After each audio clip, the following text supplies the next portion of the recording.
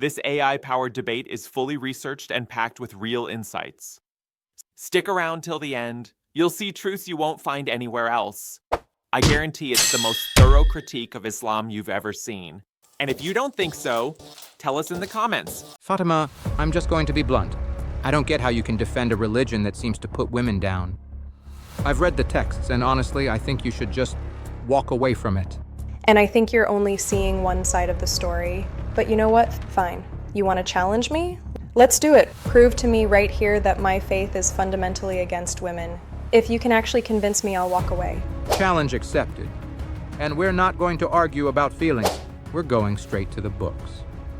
We're talking about Quran verses that say husbands can strike their wives, holy texts that call women deficient, and divine laws that give a woman half of what a man gets. That's a complete misunderstanding. Before Islam, women had no value. Islam came and honored them. Who told you that? If women had no value, how was the Prophet's wife, Khadijah, a renowned and powerful merchant before Islam? In some sources, the great Caliph Umar wasn't known as the son of his father, but by his mother, Hantama bint Hashim. That doesn't sound like a world where women were invisible. Those were exceptions. For the average woman, Islam provided rights and protections that were revolutionary. All right, first up, let's go right for the jugular. The Quran, chapter 4, verse 34. This is the one everyone talks about. It says, men are the protectors and maintainers of women, which sounds like they're in charge. Then it gives a 3-step guide for a wife's rebellion. Warn her, leave her alone in bed, and finally, wazribuhunna, strike them. How is that not a green light for domestic violence? You're starting with a translation that's loaded with old-school, male-dominated thinking. The word for maintainers, qawamun, is really about being a provider, a caretaker. It's about paying the bills, not being the boss. And that word for striking, jaraba, is the whole debate. More and more scholars today are saying it can't mean hitting, not when you look at the big picture.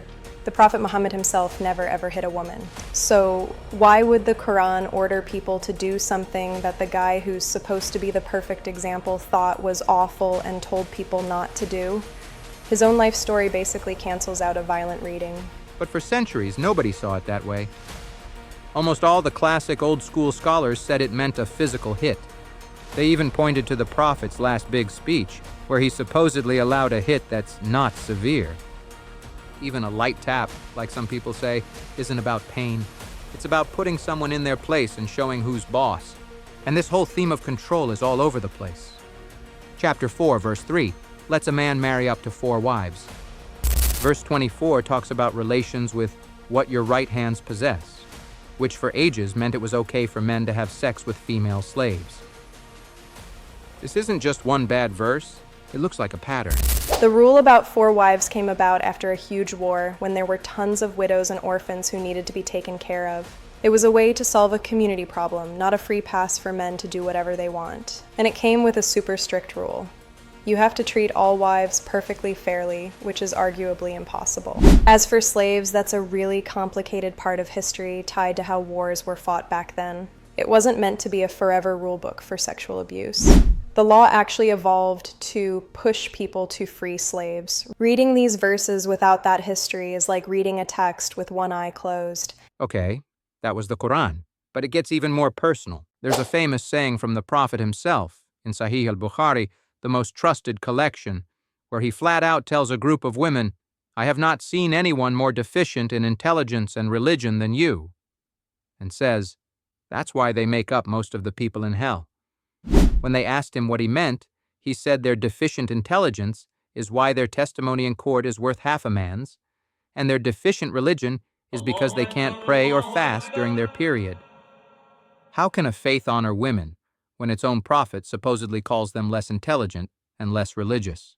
This is probably the most painfully twisted hadith out there. Modern scholars and Muslim feminists are pushing back on this hard. They say the Prophet wasn't making a blanket statement about what all women are like.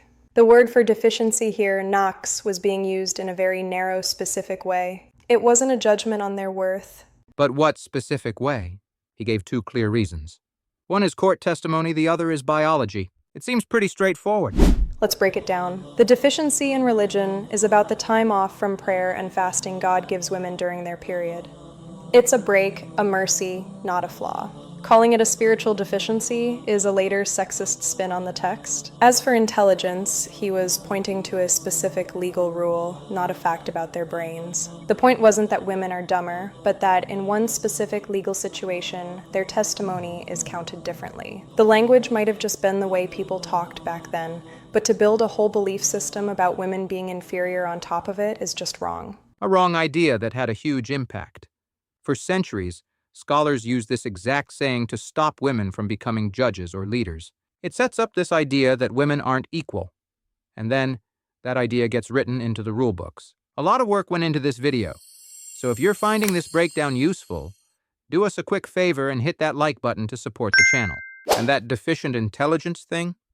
It's not just a comment. It's backed up by actual laws in the Quran. Let's talk money in the courtroom.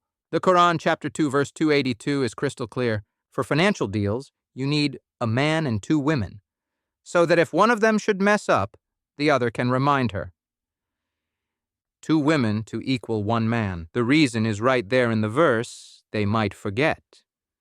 This is the exact verse the Prophet was talking about in that hadith. The classic explanation for that wasn't about brains, it was about experience. Back in 7th century Arabia, women just weren't in the business world. The second woman was there to back the other one up in a field they weren't used to. It was a practical thing for that specific time and place. But the verse says 2 women, not 2 inexperienced people. It's based on gender, not what you know. And because it's in the Quran, it's been treated like a forever rule. We see the same thing with inheritance. Chapter 4, verse 11 says, "For the male, a share equal to that of 2 females. A son gets double what a daughter gets." It's simple math, laid out as a command from God. But that rule is tied directly to financial duty. In the traditional Islamic setup, a man has to financially support his whole family, his wife, his kids, his female relatives. A woman's inheritance is 100% hers. She doesn't have to spend a dime on anyone else. His bigger slice comes with a much bigger responsibility. So the idea is that men get more because they have to spend more on others. It's about being fair, not being identical. But that whole system is falling apart. Tons of Muslim women today are the main earners for their families or are single moms. The man's financial duty is often just a nice idea, but the inheritance rule is still enforced. The justification doesn't really hold up in the real world anymore. And that's exactly why it's a huge topic for reform right now. Islamic law also lets people make wills and give gifts, which can be used to spread wealth more fairly. A lot of Muslim-majority countries are changing their laws to fix these exact problems, which just shows that the system can be flexible. And look, this isn't just one branch of Islam. Let's jump over to Shia Islam's super important text, Nahj al-Balaqah, the peak of eloquence, which contains the sayings of Ali, the Prophet's son-in-law. And guess what? Sermon 80 says, "O people, women are deficient in faith, deficient in shares, and deficient in intelligence." He gives the exact same reasons as the other hadith. Can't pray during their period, testimony is worth half, and they inherit half. The sermon even warns men, do not obey them, because they'll lead you to do bad things. It feels like the same anti-woman memo got passed around everywhere. That's a hugely debated part of Shia belief, and you can't just throw it out there without mentioning the pushback. The most common defense is that Ali gave this speech right after a bloody civil war that was started by a group led by the Prophet's widow Aisha. So the argument is that he was talking specifically about armed rebels who happened to be led by a woman, not about all women everywhere. But the words he uses aren't specific. They're general. He talks about the rules of inheritance and testimony that apply to every woman, not just the rebels.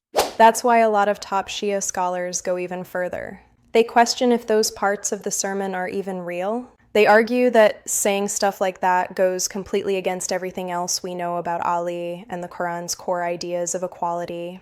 They think those sexist lines might have been added later and wrongly blamed on him. So yeah, the sermon is there, but it's not some undisputed fact. There's a huge, lively debate inside Shia Islam over whether Ali ever even said those words. Real progress doesn't happen by sticking your head in the sand. It means you have to look at all of it, the good, the bad, and the stuff that's really hard to swallow. And now we want to hear what you think. Which of these texts have you struggled with the most? Have you ever tried to talk about them? And how did that go?